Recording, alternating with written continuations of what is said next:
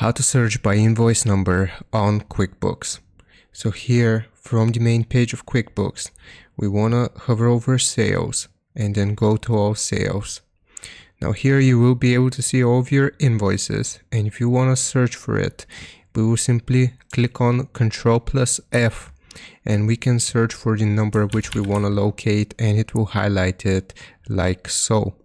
If we want to do another method of searching for an invoice number, we will click on the search bar here, which is arguably easier, and we can just search for the invoice number itself right here from the search bars. For example, if I want to do 1002, it will locate the invoice this way, and we can just click on it. It will automatically take us to the invoice itself, and we can edit the information here and make any changes that we want, which we can then save and send to our customer. So that's how you do it. I hope this helps. Leave a like and sub, and I'll see you next time.